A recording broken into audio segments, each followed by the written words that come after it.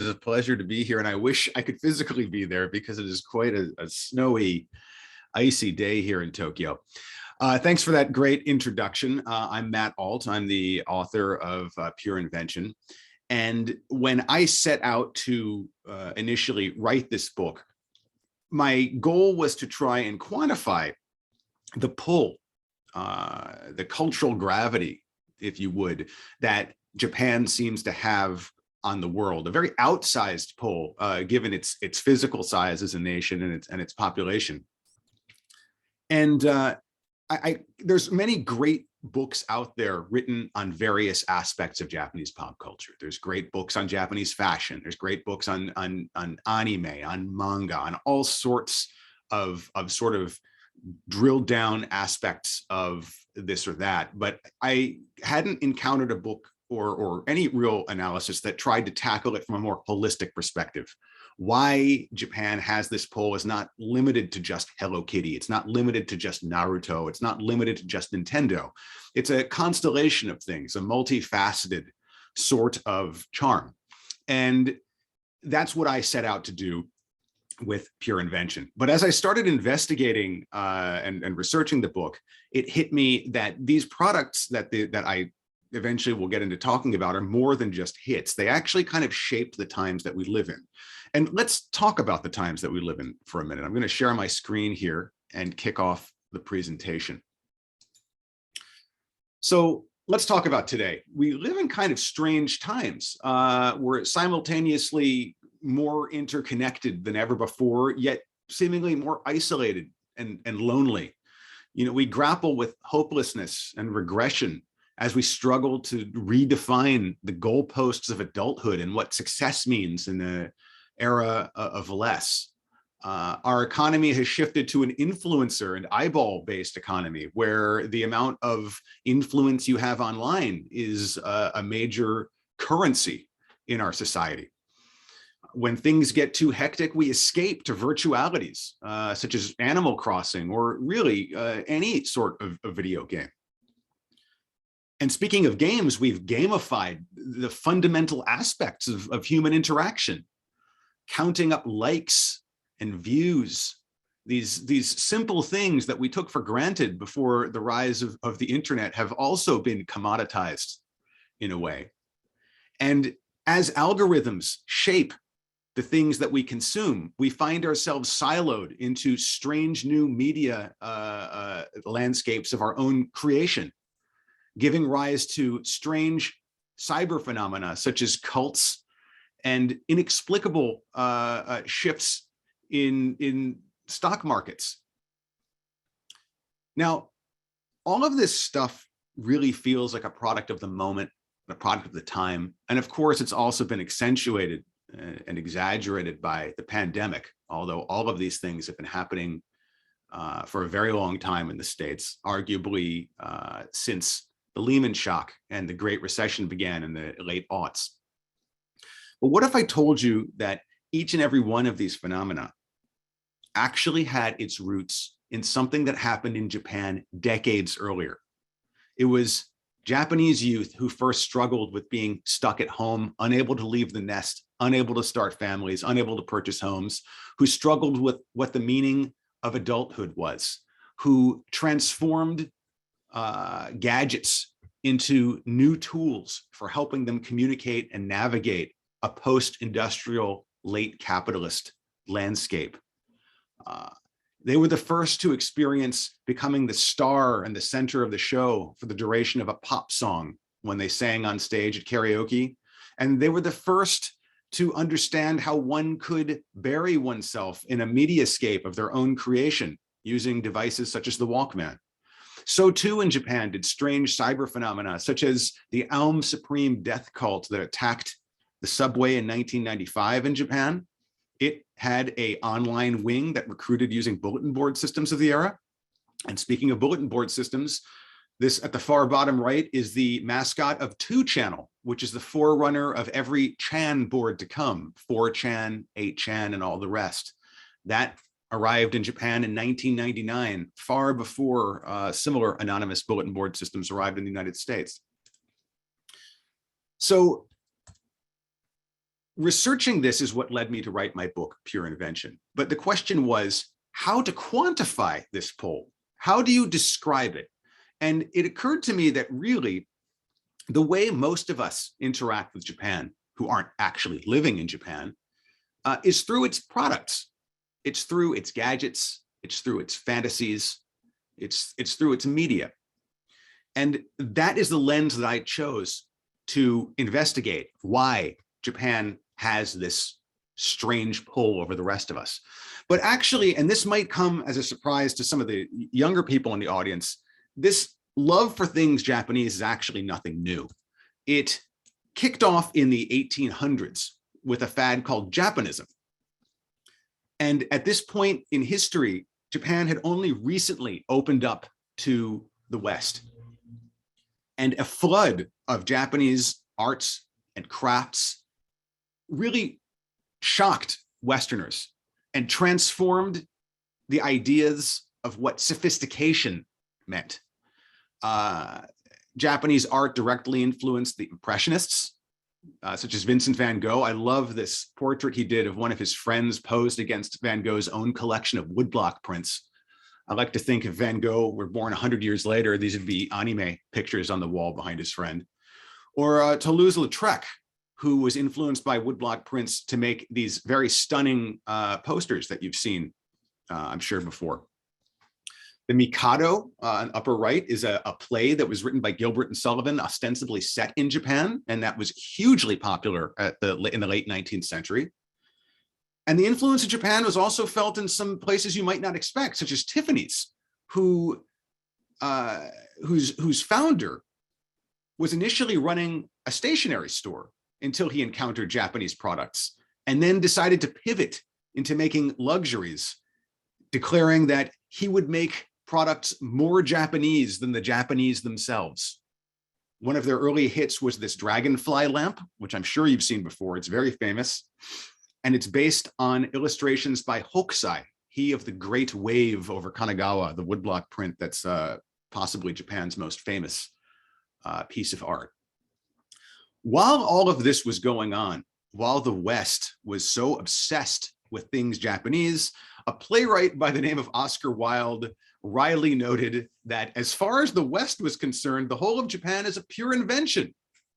There is no such country, there are no such people, and that the Japanese are simply a mode of style, an exquisite fancy of art. Now, he wasn't talking about Japan. Wilde knew full well that there was a thriving, bustling nation on the other side of the planet of Japanese people. He was talking about how Westerners saw Japan and how we fetishized it and how its fantasies nourished us and transformed our fantasies and our realities in the process. Very forward-looking person, Oscar Wilde, and that's why I borrowed his comment, Pure Invention, to name my book, because really things haven't changed that much today. We're still consuming Japanese fantasies, and those fantasies are still transforming our realities in ways that are sometimes obvious and sometimes not. So we have Japanism, which is a thriving sort of appreciation of things Japanese, even if it's sort of a one-way appreciation. Back then, it wasn't easy to get between Japan and the West. So most of these things were appropriated by Western artists and kind of consumed in their own way. But still, it was a very positive sort of interaction. What happened? Well, we all know what happened is that, actually, I'm getting ahead of myself here. So Westerners were really shocked by the sophistication of Japanese art and Japanese craft and craftspersonship. But at the same time, the early observers who went to Japan at this very early time in the Western-Japan relationship were also struck by something else. They were struck by Japan's sense of play. On almost every city street corner, there was a toy store full of toys that were intended for children and widely played with by children, but also by adults as well. And on the left here, I have an example of, these are Edo-era collectible playing cards used in a traditional game that feature monsters on them. These are called karuta, and they're kind of a striking example of how many of the things that we see as cutting edge today have quite deep roots in this incandescent sense of play that the Japanese had, even in the pre-modern era. There were far more toy stores in Japan at the time than there were in the West. And these toys and these playthings, alongside the sophisticated woodblock prints and jewelry and other and silverware and things that were being exported at the time, these toys too greatly influenced Westerners. And they're going to come into play again a little bit later in this conversation. But so we have this moment where Japan and the US, Japan and the West are kind of having a love affair with one another. Japan is being seen, as it were, by Western sophisticates and tastemakers, and in turn is exporting as much stuff as it can because it's a great way to build your country's economy. And Japan was very much about trying to modernize itself at this time period. They were very much about trying to catch up with the West. And one of the things that they incorporated from the West was imperialism, which led directly to World War II. And we know how that went very badly for everybody involved. But it also resulted in Japan being essentially bombed to the ground. Its entire industrial infrastructure that it had built over the course of decades to catch up with the West was wiped out in an instant. And it would take many, many years for Japan to recover from this. To the point where in the 50s, the notoriously gruff Secretary of State, John Foster Dulles, said that suicide wasn't an illogical step for anyone concerned with Japan's economic future, and then doubled down in a conversation with Prime Minister Shigeru Yoshida by saying that Japan would never find a market for its products in the United States because Japanese don't have the capability to make things Westerners want. Whether he was completely unaware of Japanism or whether he was just a kind of blockhead is a question that's up for debate. But we know that this was completely incorrect as well, because by 1968 or 9, Japan had already emerged as the world's second largest economy, thanks to all of the stuff it was exporting. Appliances, cars, what have you. They were the factory of the world, kind of occupying the same place that China is today, which led to the era in which I was raised, the 1980s, in which, when my parents would turn on the TV at night, it wasn't at all uncommon to see ostensible grown-ups smashing Japanese cars with sledgehammers, Congress people blowing up radios on the steps of Congress, people protesting Japanese companies. You would see Japan's economic and business framed in terms of invasions. This is Akio Morita on the cover of Time magazine, Japan's business invasion, making it sound like Japan is somehow forcing us to buy all of these Sony televisions and radios. And you couldn't escape it even in pop culture. This is one of my favorite movies, Blade Runner. It's set in the far-flung year of 2019 Los Angeles, in a very Japanized Los Angeles. It's kind of overrun by Japanese and Asian corporate overlords. And when I was a kid growing up, it was expected that this was going to be the future that we lived in, a future that was dominated by Japanese companies and things Japanese. However, things didn't actually play out that way because Japan went through a terrible, terrible recession. Its economic bubble burst in 1990, and it ushered in what is known as the lost decades of the 1990s and early 2010s. And Japan kind of ceded its place in the world as the manufacturer of things to Korea and China, who leapfrogged it that way. And it seemed that Japan would fade into irrelevance after that. But as we all know, that's not the case.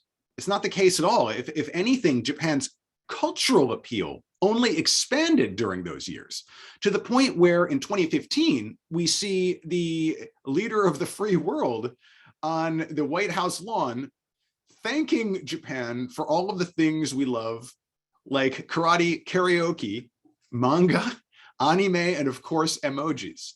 This has to be the first time the president of the United States has ever acknowledged anime and manga. It certainly has to be the first time he's ever acknowledged emojis.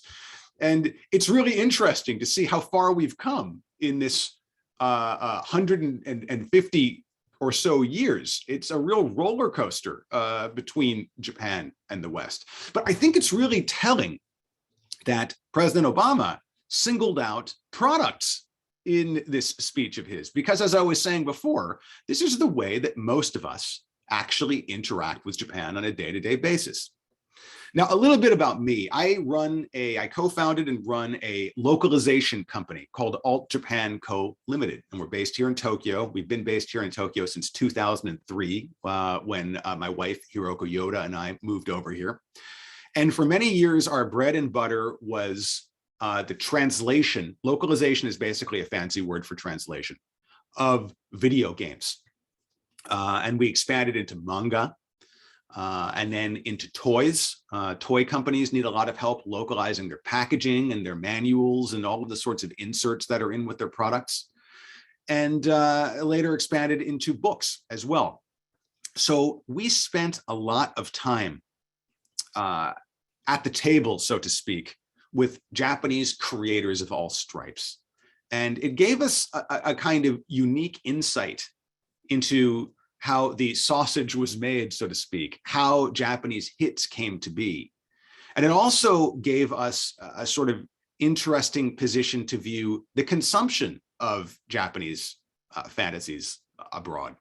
When I was young, there was often in the 70s and the 80s, there was often quite a time lag between when something was made in Japan and when it came out in the West. And that continued for very many years.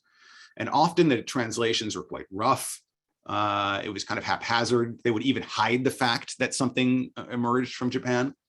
But particularly after the turn of the 21st century, I started to notice that fans of Japanese pop culture in particular were getting more vocal about wanting their stuff quicker. They wanted it in real time.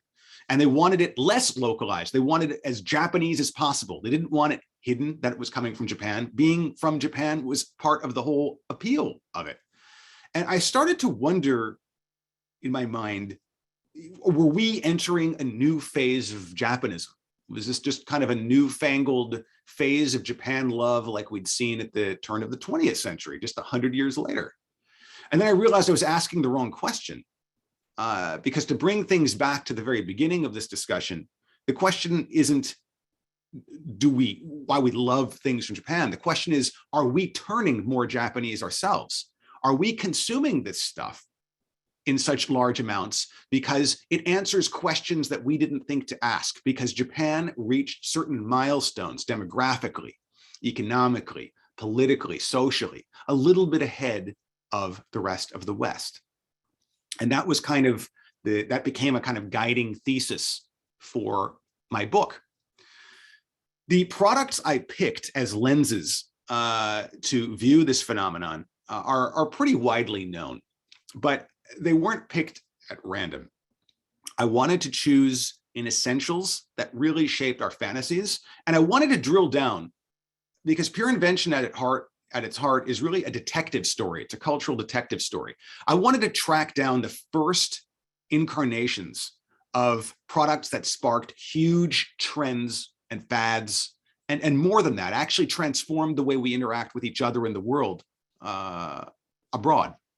So starting from the upper left here, this tin toy Jeep made out of reclaimed discarded cans discarded by GIs of the occupation forces was the first product made after World War II in late 1945. It's very telling to me that the first product Japan made at all after being leveled in World War II was a toy. And this was a huge hit among Japanese of the era. It wasn't exported, it was just consumed in Japan. And became a sort of cottage industry of toys of the conquering army. I tracked down the creator of the first karaoke machine and spoke to him at length about what caused him to create this. I tracked down the very first Hello Kitty product from 1974, the Petite Purse, which is recently reissued. You should look for it online if you want one. I tracked down the very first Walkman and spoke to the design team, the people who came up with it. The very first anime, the very first widely popular portable video game system. And I also started tracking down new forms of communication, such as the first emoji and the first anonymous bulletin board systems that roiled Japanese society, and then later, when translated into English, began to roil the West as well. But I had a very specific sort of calculus for picking these products. I wasn't interested just in hits, because hits are a business success. Those are a business story, and that is interesting, but I was much more interested in the cultural story. So I picked what I call fantasy delivery devices, and these have to satisfy a criteria I devised called the 3 ins. They have to be inessential. We bought them because, not because we needed them, we bought them because we wanted them. They had to be inescapable. They had to be hits, and they had to be kind of everywhere. So they were influential through the ubiquity. And through that influence, they either changed minds and hearts about Japan or about how to live our own lives. And often in the case of many of the products, both. So I'm going to have to jump through this pretty quickly because we don't have a huge amount of time here. But the book starts with toys and quickly transitions into anime. And I'm just going to touch on this very briefly. The very first televised anime in Japan was called Astro Boy. It was the brainchild of a man named Osamu Tezuka. And he coined the word anime to differentiate what he was doing from imported Western fare, which at the time was like Popeye and the Flintstones, which enjoyed popularity in Japan. But Astro Boy was the first hero created by and for Japanese people. And it was a huge success. It was a huge success not only in Japan, but abroad as well. Bottom right is a letter that was sent to Dr. Tezuka. He was a medical doctor who turned manga artist. And it was sent to him by Stanley Kubrick, who caught an episode of Astro Boy on TV in America and invited Tezuka to collaborate with him on 2001: A Space Odyssey. Unfortunately, Dr. Tezuka was too busy, but I've always wondered what 2001 would have looked like with Tezuka-style cartoon sensibilities instead of Kubrick's sort of antiseptic approach. Also telling, one of the big differences between anime in Japan and animation in the West is that anime was, while it was designed for children, it often wrestled with themes that were things that you wouldn't see in Western fare aimed at kids.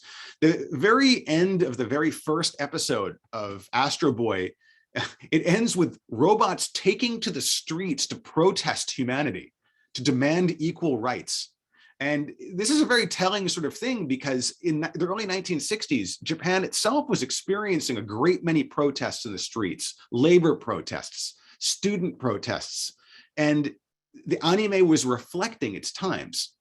And protest in a very real way is woven into the DNA, and politics are woven into the DNA of anime in a way that they are not Japanese cartoons abroad. Let's get to a second example of a, as Japanese would say, an epoch-making sort of invention, karaoke.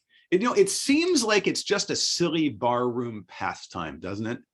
But in reality, karaoke was invented in Japan no less than 5 separate times independently between the years of 1967 and 1971. Now, I go into the reasons why that is in my book. It has to do with the fact that salarymen, Japanese white-collar business people, used music to entertain their clients, just in a nutshell. And there was a market for an automated sing-along machine that would obviate for the need of having live players.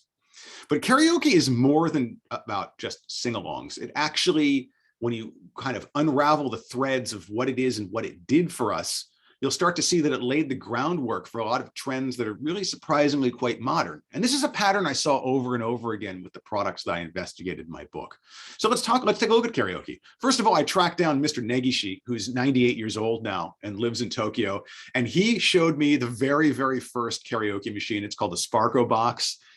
It glitters when you sing on it. It's awesome. It's like covered in Formica, like a diner countertop. And it plays 8-track tapes. I hadn't slotted an 8-track tape probably 30 years until I used this thing. It was just glorious.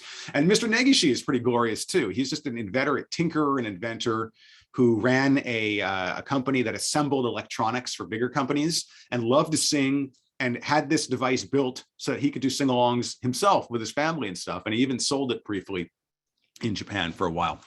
But he showed me this machine. I tracked it down. We talked. And as the more I investigated this and the rise of karaoke in Japan and the spread abroad, I realized that it was the forerunner of so many things that we take for granted today. It was full of technological assists. such as songs that were re-recorded in easier to sing tempos and keys, because it's very difficult for average people to sing pop songs because they're being sung by professionals.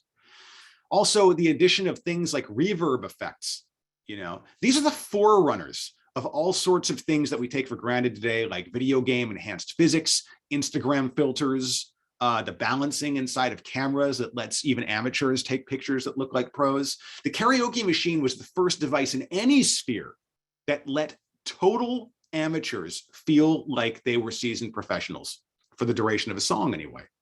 And it also represents the beginning of user-generated content. It wasn't archived. These songs just kind of disappeared into the ether, but we were, in singing our own versions of these songs, creating our own versions of the content. It was the original democratization of celebrity. You were the center of attention for the duration of a song. You were an influencer, or a proto one, at least for that short period. There's also something more, because karaoke became so popular in Japan that it began driving technological innovation. And by the early 1990s, we had what's called communications karaoke. This is the planet's first musical streaming service, okay? It wasn't Spotify, it wasn't YouTube. The first streaming service for music was karaoke. And it was served up on these giant monster servers over copper wire and modems. They weren't actual sound recordings. It was using MIDI, which is a computer format that makes really kind of plinky, beepy sounding music. But it turned out people, especially young people, didn't care. Young people flocked to communications karaoke in droves to sing popular songs, transforming what had been up until that point old fogey salaryman pastime into something cutting edge. And what was more interesting was that by digitizing music and tracking the number of songs that were being sung, ostensibly for royalty purposes, you could also see how many and which songs were being sung in real time and which were more popular. And this led to the very first instances of big data being applied to music and consumption. And what happened was, it turned out that the songs getting sung the most were the easiest ones for average people to sing. And so in turn, the J-pop sphere pivoted away from auteurs and divas and people with unusual voices to kind of girl and boy next door types who were able to sing songs that the average person could sing as well. So you see a kind of human-based algorithm here, because humans were the ones looking at the data and making the choices, shaping not only what we consume, but what's being produced in a kind of feedback loop. And this is something we see all the time now on the internet with modern streaming services, with modern, of not just music, but of content on YouTube, where it's very easy to get kind of siloed into your own rabbit hole of content because the computer keeps serving up more of what you want and not challenging you. Karaoke was the first time humanity sort of grappled with this question. Let's jump ahead. Video games. Video games were the ultimate fantasy delivery device. The Nintendo Entertainment System, which arrived around 1985, placed a made-in-Japan platform in virtually every living room in the United States and Europe that served up, and this is really key and very different from karaoke and the Walkman, it served up Japanese fantasies. When we bought Walkmans and when we bought karaoke machines or sang karaoke or used VCRs, we were inevitably consuming Western fantasies. We sang Western rock.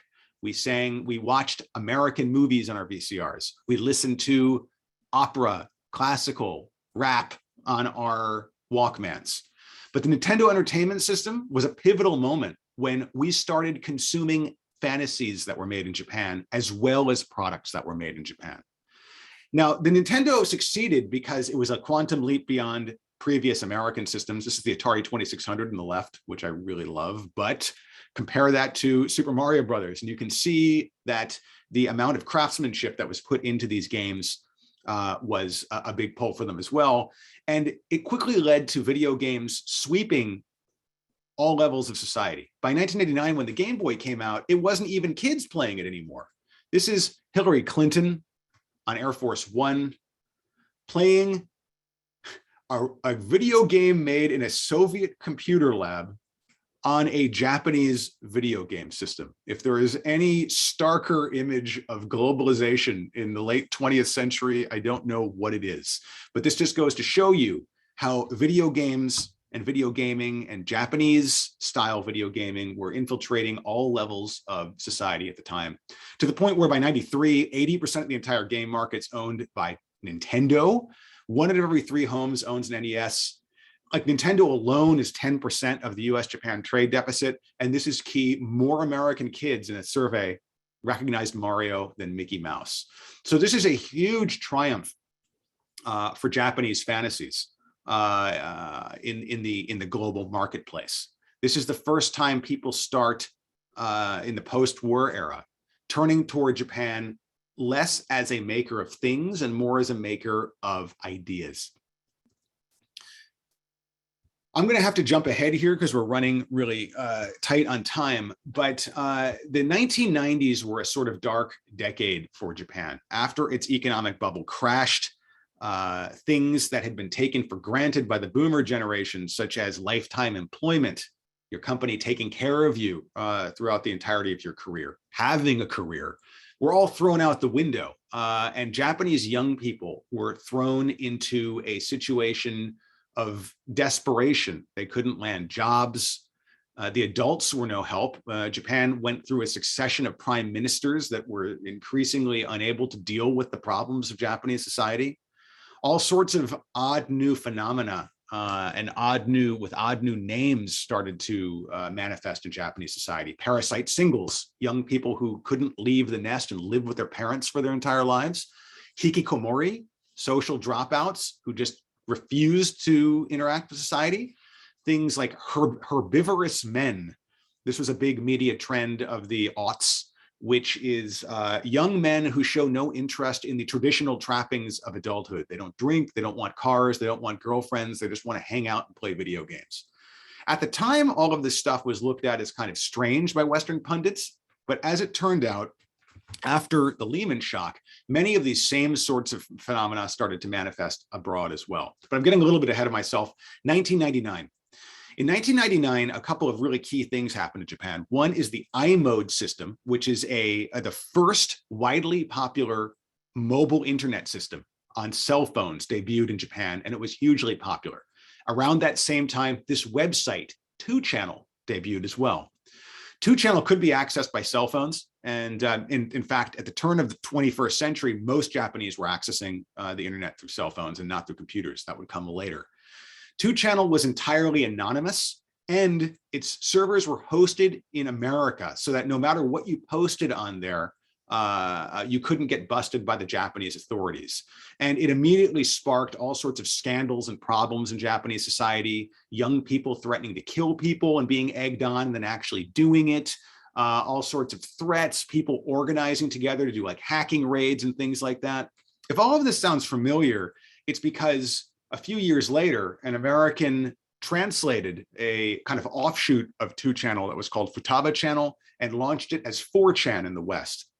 And 4chan was an image board, an anonymous image board that allowed people to come together and celebrate the things that they loved and find their tribes and whatnot in the same way abroad as had happened in Japan a couple of years earlier. Now, 4chan today is associated with a lot of really kind of nasty stuff, the alt-right, the QAnon, you know, that emerged on 4chan. But in the beginning, it wasn't a political place at all. It wasn't a place for culture wars. It was a place for cultural appreciation. If you look at the bottom left, its main boards are all about Japanese culture, anime, manga, kawaii culture, cosplay. And in fact, 4chan had a deep relationship with the convention Otakon, an anime convention that's still going on today, and held regular panels there where they interacted with anime fans. And that's basically all they talked about: anime, games, porn, anime, game porn. It was the bread and butter of 4chan. It wasn't until things started to get pretty desperate in America too, when we started experiencing our own lost decades after the Lehman shock, that stuff started to go political and very weird on 4chan. Being anonymous, you could say any kind of extreme stuff you wanted to, and it started to give rise to strange conspiracy theories. In the run-up to the 2016 elections, you started to see things like Pizzagate, which was the forerunner of 4chan, the forerunner of QAnon, which it was a conspiracy theory that held that the Hillary Clinton and Democrats were running some kind of child sex ring out of pizza parlors. And it forced Clinton and other political candidates in the mainstream to start acknowledging all of the strange stuff that was happening online. And 4chan's most alienated, most angry members came to be a real source of nourishment for the Trump campaign. Steve Bannon specifically went to 4chan because he knew that he would find what he called rootless white males there. And the people on 4chan responded in turn by making Trump anime memes and things like that, which are just it's just a pretty strange sort of overlap to see. Climaxing in this, I couldn't believe when this happened on MSNBC, a GOP strategist, Rick Wilson, he calls Trump supporters godless single men who masturbate to anime. This is being said on American primetime television. And it's just an example of how these streams of Japanese pop culture are coming in and interweaving with the culture wars that are going on in America, a very kind of sick society at the time, economically and in many other ways, and manifesting in all sorts of strange trends that are inflected by Japanese sensibilities in various ways. For instance, after Trump took office, there was a massive march, a women's march in Washington, D.C. and other cities. And the women donned what they called pussy hats. And I tracked down the creator of these very unique looking hats, the co-creator. Her name is Krista Suh. And she's a really cool person. And she told me, that she'd basically, as she put it, had been raised in Sanrio shops as a little girl and just worshipped at the altar of Hello Kitty. Now, this is not specifically Hello Kitty based, but the idea of pink being power and kitties being power is certainly influenced by these ideas of kawaii that came over from the West. And it just goes to show you that Japanese inflected fantasies are not just about left or right, it's all over the spectrum. In fact, you see anime manifesting in all sorts of protests abroad. Hong Kong democracy activists appropriating imagery from Evangelion and other shows. This is a democracy protest in Thailand, where we're seeing Ham Taro, a very kawaii mascot, being used. And I'm going to have to jump ahead to the very end here. As you all know, we're in a pandemic. I wish we could forget that, but that's exactly where we are. And once again, Japan to the rescue. Animal Crossing New Horizons was released in March of 2020, which is a seemingly horrific moment to release any kind of new product in the middle of a pandemic, but it turned out to be exactly what we needed when we're all locked down and unable to meet our friends. A gentle virtual island experience where you can invite your friends to and interact with them and forget about the troubles of the real world. It sold 31 million units over the course of that year. And this is just one example of how Japanese fantasies continue to manifest. I really wish I could talk more, but I think we're hitting the 45-minute point here, are we not? I can keep going on. Professor Dale, do you want me to keep going? Do you want me to, you want to switch questions? Yeah, if you want to go for another 5 minutes, that's fine. Great, I can do that. So just kind of in closing here, I'm often asked if Japan is no longer the maker of things in the world, and is more the maker of fantasies, what does the future hold? Is the future going to be made in Japan like it was in the past? Because as I was talking about before, and again with Animal Crossing here, the reason that we consume these things from Japan is only partly because they're well-made products. The real reason that they have the attraction to us is that they were created by a society that hit certain milestones a little bit ahead of us in the West. And these products, every single one of the ones that I mentioned earlier on, whether the Walkman, whether the karaoke machine, Hello Kitty, anime, they weren't made for us. They weren't made for the West. They were made for Japanese audiences and honed in a marketplace that had an incandescent hunger for novelty and stimulation that only grew after Japan started to experience its economic downturn. So we love these things from Japan because they answered questions that we didn't even think to ask yet, because Japan had gotten to the future, in certain senses, a little ahead of the rest of us. Now, with the pandemic and with the American Great Recession, we have kind of synchronized with Japan in a lot of ways. And we've consumed so many fantasies and from Japan that our tastes, our sensibilities have become much more Japanese in the process. Not that we are suddenly running out eating sushi every day, although there's nothing wrong with that, but just that things from Japan right now are no longer seen as exotic. They're no longer seen as weird or outsider. They are seen as familiar and actually desirable to people around the world. But if we've synchronized and Japan is no longer in the future, what does the future hold? Well, my feeling is that the future isn't going to be made in Japan. It's going to be made everywhere else with Japanese sensibilities. And we can see this most clearly in the video game sphere right now. Pokemon Go, it's not a Japanese game. It's made in Silicon Valley using Japanese characters. Upper right, Ghosts of Tsushima, a really popular video game set in ancient Japan, made in America.